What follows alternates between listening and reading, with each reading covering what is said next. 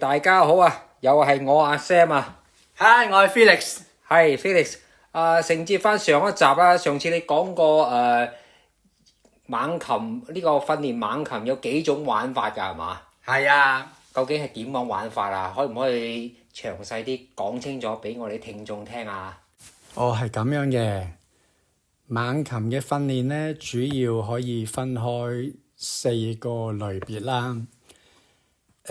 依家我哋由簡單嘅至到複雜嘅咁開始講起啊。最簡單或者最入門嘅咧係散飛 （pleasure flying）。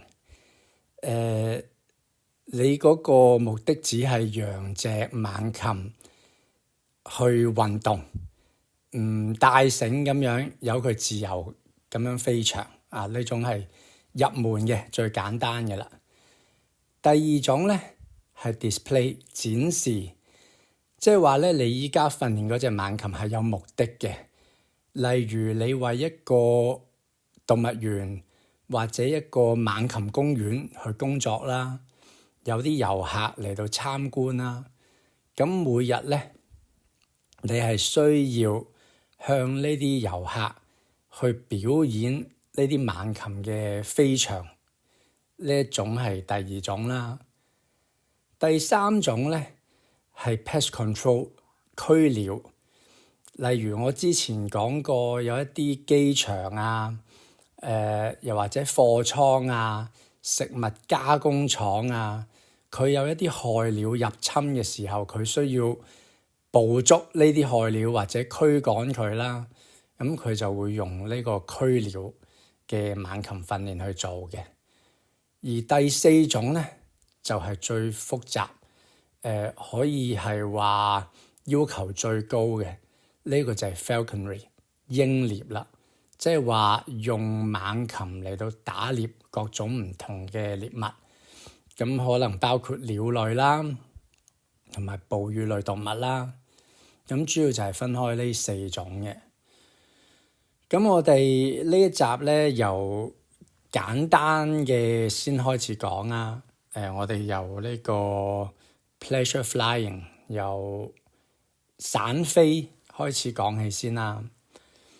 咁上幾集咧我就已經講過，我話一步一步點樣由零開始將一隻猛禽訓練到佢可以自由放飛咧。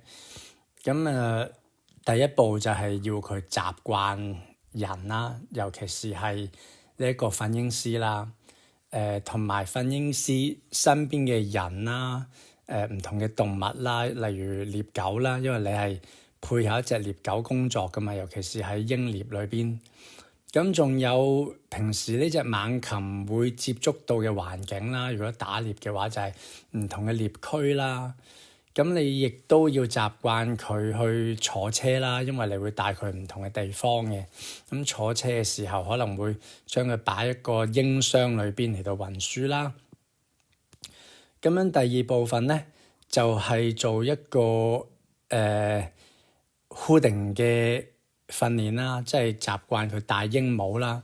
咁呢個係要視乎翻猛禽嘅品種嘅，尤其是隼咧，好多唔同嘅隼，譬如油隼啦、獵隼啦、毛隼呢啲咧，傳統嘅訓練會好多時俾佢哋戴鷹帽，等佢哋見到一啲有刺激性嘅嘢，譬如好多人啊、好多車嘅時候，等隻猛禽唔會驚啦，咁啊笠住佢對眼咧，等佢睇唔到嘢咧，等佢安定啲，唔好周圍撲或者整斷啲羽毛啦。有時有啲鷹啊同埋雕咧都會有用到呢個眼罩嘅。而第三步咧就係開始嘅時候叫軟啦。所謂叫軟就係啱啱開始嘅時候，你同呢隻猛禽嘅距離好近啦。首先教佢能夠企你嘅手上邊，唔會撲嚟撲去啦。跟住再一步就係教佢上你嘅手啦。咁樣踏一步嚟踏上嚟好近啦，即係幾乎係你隻手貼住佢嘅腳嘅，咁樣教佢踏上嚟啦，用食物嚟到誘導佢啦，然後就去到要佢飛撲上嚟啦，可能就係半米嘅距離啦，再去到幾米嘅距離啦，3米嘅距離，綁住一條長繩，俾呢隻猛禽喺個鷹架度飛撲上嚟啦，然後再延長到咧10米嘅距離啦，等到佢可以10米嘅距離連住條繩飛上嚟你隻手上邊食你手上嘅食物之後咧，我哋就會用一個靶啦，一個綁住食物，例如呢個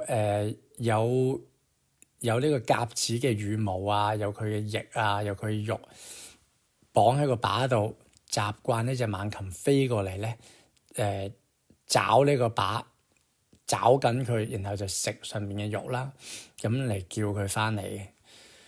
啱啱講呢3樣嘢咧，都係俾佢自由放飛之前所有嘅準備功夫嚟嘅。一個有經驗嘅訓鷹師咧，咁樣由零開始到佢可以自由放飛咧，可能講嘅係10日或者2個禮拜嘅時間嘅啫。咁其實嗰個快慢唔係咁重要，最緊要咧係我哋循序漸進，一步一步咧按住呢個猛禽嘅需要咧嚟到訓練佢啦。咁一定要，譬如你喺嗰個社交訓練裏邊，你每一日要俾佢足夠嘅刺激啦，等佢可以提高對外界呢一種刺激嘅承受力啦。意思就係話佢就算去到好多人嘅地方，佢都唔會驚啦。又或者自由放飛呢個距離啦，佢依家從啱啱第一日開始，你要好近嘅，第2隻手埋去，佢就咁踩上嚟嘅啫。到依家咧，你綁住繩，佢可以飛30米嚟到找你掟出去嗰個靶啦。咁依家其實呢一步咧已經可以自由放飛嘅啦。咁其實前幾集我亦都提過咧，話點樣肯定隻猛禽依家你放咗佢啦，佢唔會飛走咧。第一就係嗰個訓練基礎要打穩啦。第二就係俾佢帶住一個無線電嘅接收器啦，或者一個人造衛星導向系統啦，一個導航系統啦。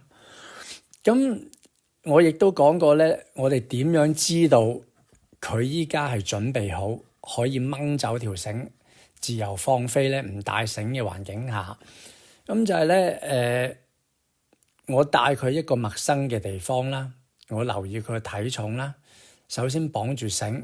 3至5米嘅距離，叫佢上手套亦得，叫佢上個靶度撲落個靶度亦得啦。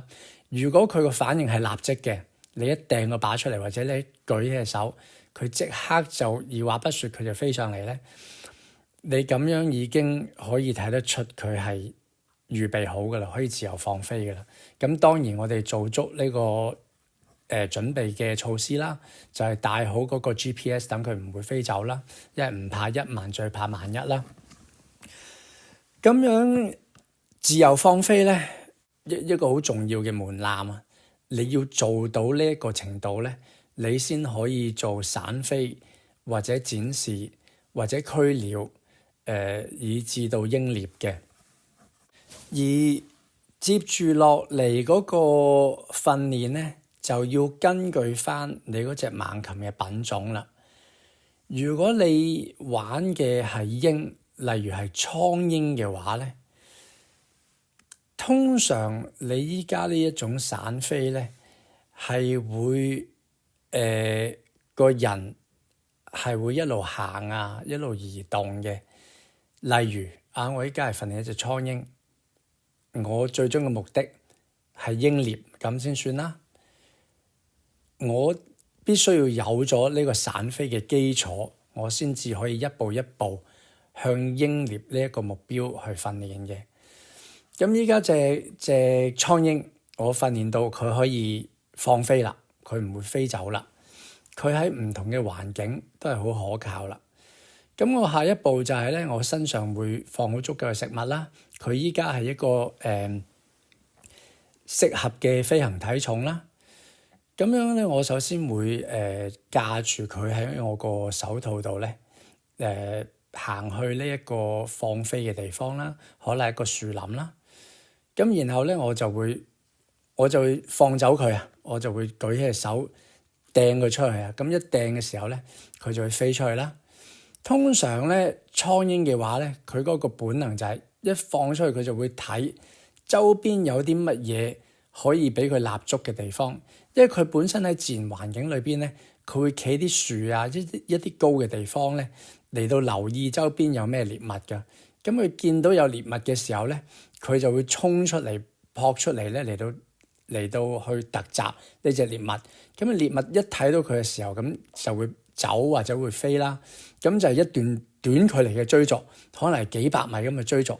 然後咧，大家就會穿梭喺呢啲樹木之間啊，好快、好矯健咁樣嘅飛法嘅。蒼蠅就係咁樣玩法嘅。咁樣所以如果你係做散飛嘅訓練嘅時候咧，你會揾翻類似嘅環境啦，又或者係一塊農田啦。咁你拋隻蒼蠅出去嘅時候咧，佢通常會揾一個地方咧嚟到企上去嘅。咁通常係一個比較高可以勘察到周邊環境嘅一個地方，例如一啲高嘅樹啦，咁佢飛咗上去樹度。咁依家咧，我就係如果佢嗰個距離比較遠啊，係超過10米嘅咧，我就會攞個靶出嚟。個靶可能就係我之前講過一個皮包綁住條繩啦，上邊有食物啦，又或者直頭咧，我直接將一條繩咧綁落一隻死咗嘅鴿上邊啦，直接掟隻鴿出嚟咧嚟引佢啦。咁樣當佢嗰個體重係啱，而佢個能量亦都夠嘅時候咧，佢就會飛落嚟到找嗰隻鴿啦。咁呢度咧要順帶一提啦，我呢幾集我都不斷咁講控制體重係好重要啦。咁但係咧，你嗰個體重亦都唔可以過低嘅。因為如果一隻猛禽你要順利咁樣令到佢有效咁樣散飛嘅時候咧，佢除咗要有一個飢餓嘅感覺咧，佢亦都要有足夠嘅能量去飛。咁即係話你唔可以無止境咁減，你唔可以能減到0噶嘛，你會餓死佢噶嘛。咁樣所以佢有一個 range， 佢有一個 margin 嘅。咁譬如我飛慣呢隻蒼蠅咁先算啦，佢正常嘅體重係1500克，依家咧我將佢減到去1300克。咁我知道呢一個體重咧係最適合佢飛嘅話咧，我就保持住佢喺呢個體重上邊啦。咁咧今日因為時間有限咧，我哋就講到呢度先。進一步嗰個散飛嘅訓練咧，咁我哋下一集再繼續啦。哇，非常之精彩，真係過癮，聽到我真係有啲唔捨得，但係時間又到啦嚇。大家記得準時收聽下呢個我哋繼續呢個猛禽漫遊嚇。好，時間係咁就夠鐘啦嚇，係咁啦，拜拜。拜拜。